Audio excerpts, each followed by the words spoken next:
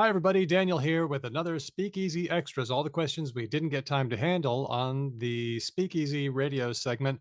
Actually, the first one isn't from a listener at all. This one's from Reddit. I won't always share Reddit screenshots, but this was a really interesting conversation about something called collocations. Let me just read this comment from Juggernaut Massive 793.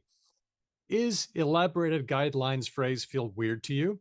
Once I used the phrase elaborated guidelines in my essay, and the teacher said I was wrong. He said I must use collocation detailed instructions instead of elaborated guidelines. Now, there's a term that's come up here, collocation. Let's get to that. A collocation, as I mentioned later on in the thread, is kind of like a verbal habit that we as English speakers have developed. For example, the words strong, mighty, and powerful all kind of mean the same thing, but we don't use them all interchangeably. We have to use them for certain nouns. For example, if I'm talking about coffee, I would talk about strong coffee. I wouldn't talk about powerful coffee or a mighty coffee. However, if I'm talking about a computer, a strong computer, I know what you mean, but it just sounds kind of weird. We don't do that. You would talk about a powerful computer, whereas wind can be a strong wind, a mighty wind, a powerful wind. Anyone works for those. Why? Is there any system to it? Maybe historically, but I don't know. I mean, they're just things that we say, habits that we fell into. So that's what collocation is.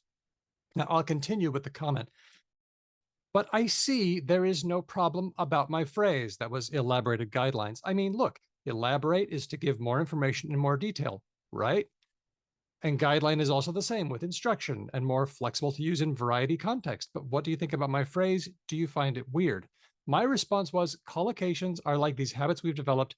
I understand your logic and it should make sense, but we just don't do that.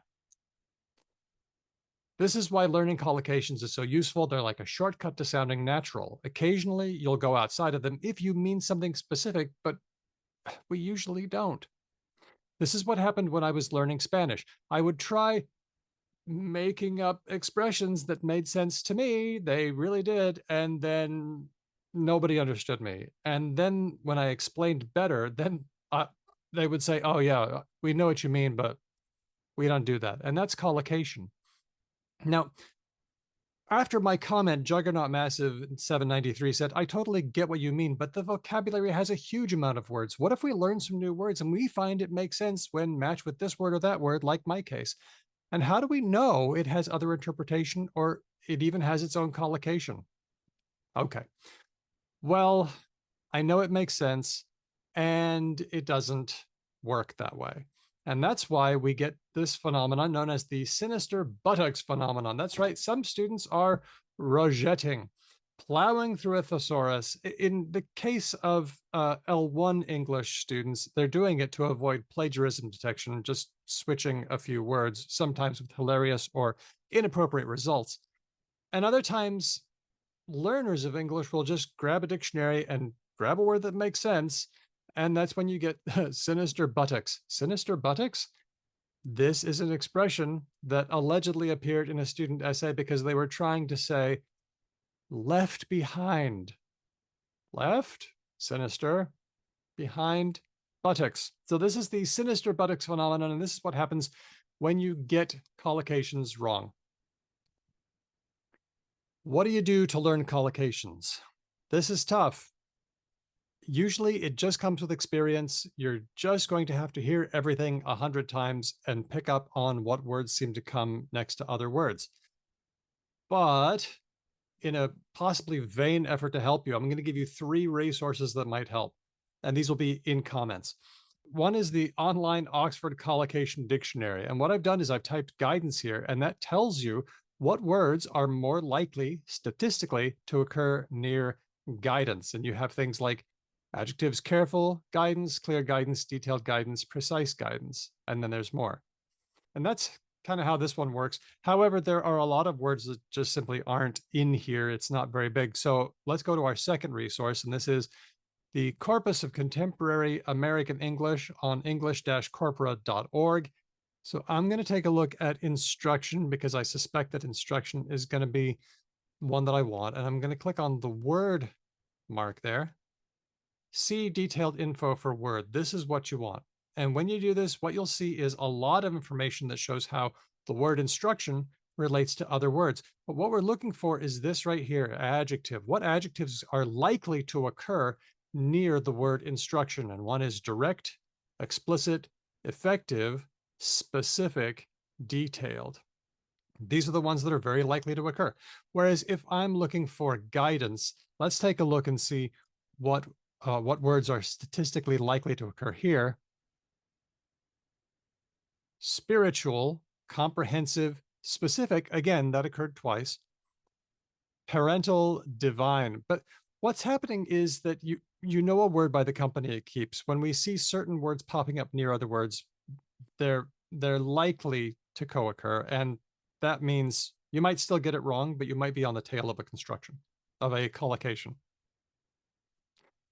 There's one last possibility, and I kind of hesitate to bring it up. It's ChatGPT, use a large language model. Now, I don't usually recommend large language models for question answering. They give bad advice. They're not supposed to give you right answers. They're supposed to give you likely answers. But remember, we are asking a question about what words come near other words. And if you want to find that out, why not use a computer program that has been trained on statistics from literally trillions of words about what's likely to come near what? So let's take a look. Here's what I asked ChatGPT. I said, I'm studying collocations. What's an adjective that you would use to describe instructions when there's a lot of them? And I'm just describing in very simple terms. ChatGPT says one adjective that you could use to describe instructions when there are a lot of them is lengthy. So you might say lengthy instructions to convey that there's a large volume of guidance or steps to follow. And then I said, what about when they're very detailed? ChatGPT says, when instructions are very detailed, you could describe them as thorough or comprehensive. These adjectives imply that the instructions cover all necessary aspects or provide extensive information. So there you go. Thorough instructions, comprehensive instructions, those are good. Then I asked, would you be likely or unlikely to see the expression elaborated guidance? Well, ChatGPT says, kind of what I said, elaborated guidance is a valid phrase that could be used to describe instructions that are very detailed or expanded upon. It's less common compared to phrases like detailed instructions or comprehensive guidance, but it's certainly understandable and could be appropriate in certain contexts, especially in formal or technical writing.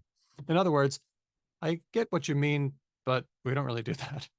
So that's my bit on elaborated guidance and using collocations and learning collocations. I hope that if you're a learner of English that you can get some help that way. Okay, now it's time for our next one. This one's from Gordon. This is about an episode where we pointed out that some people are having a little bit of fun with irregular past tenses, like the scream that I just scrumped. Had a big old discussion about it on the Speakeasy, and this was a question that we didn't get to from Gordon. Gordon says, good morning. My wife corrects me, hanged and hung, and dived and dove. Now, this is super interesting, and it's two really, really good examples of people moving from regular past tense to an irregular past tense. Now, we'll start with dived and dove. Dived has a long track record, but then at some point, people started to divert to dove, especially in American English. Seems to be mostly Americans that go for it. And the reason this seems to happen is that people are looking at drive and drove and kind of going, oh, I guess this is like that, dive and dove. This is a process called analogy, and it is a big motivator for language change and for why language is the way it is, at least in English. This thing is like that thing. It's not just English, it's other languages too. But the other interesting one is hanged and hung. Why do we have two different past tenses for hang when someone gets hanged and when a picture gets hung? Why two different forms of the same verb? Did a little bit of digging and found something pretty interesting. Before the 1500s, everybody said hanged, like I hanged a picture or I hanged a person. It was all hanged. But by the 1500s, people started using irregular past tense, the saying, I hung a picture. I suppose it could be analogy with spring, sprang, and sprung, sing and sung, hang and hung, I'm guessing. So people started saying, I hung a picture. But in the legal domain, they didn't want to change it when they talked about hanging someone or hanging a picture. In the legal domain, which tends to be, conservative, they keep the old stuff. They kept on doing it as hanged. They kept on using the old past tense. And because in the legal domain, when you hang something, you're usually talking about hanging a person, that's stuck.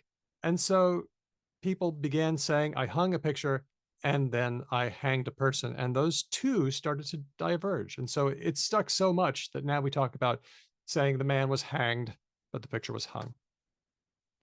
And this is just another example along with sneak and snuck. We just seem to go back to irregular past tenses. Well, I hope you enjoyed the Speakeasy Extras this time. Be sure to listen on ABC Radio Perth and be sure to check out Because Language, a podcast about linguistics, the science of language. We are Because Lang Pod on all the places. Thanks very much.